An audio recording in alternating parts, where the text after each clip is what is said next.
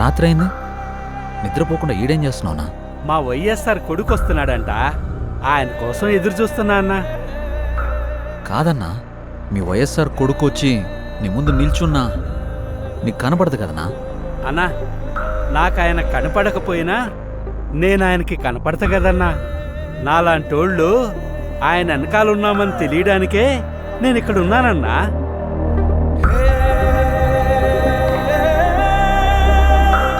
తండ్రి పోయాడనుకుంటే కొడుకొచ్చాడు. Congress party can create another 100 YSRs. Tell him, if he doesn't fall in line, the consequences will be very harsh.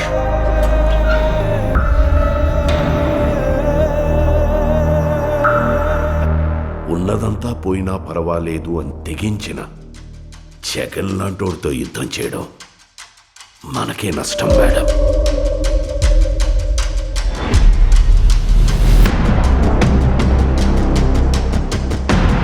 చరిత్రలో కని విని ఎరుగని రీతిలో అవినీతి చేశాడని అభియోగాలు మోపండి. 1,00,000 కోట్లని 1,00,000 సార్లు చెప్పించండి. ఒక అబద్ధాన్ని నిజం చెయ్యాలంటే అది మీడియాకి మాత్రమే సాధ్యం. If we can't defeat him, we can destroy him.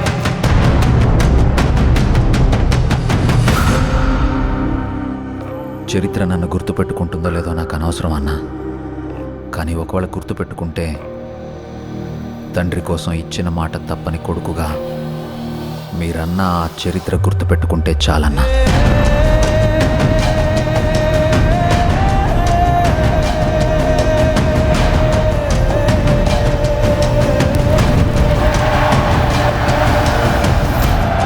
నాకు భయపడడం రాదయ్యా.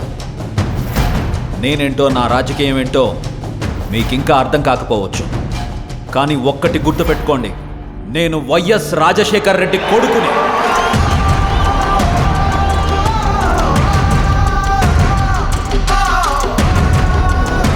నా రాజకీయ ప్రత్యర్థినైనా శత్రువునైనా ఓడించాలనుకుంటానే కానీ మీ నాయకుడిలాగా వాళ్ళ నాశనం కోరుకోనయ్యా.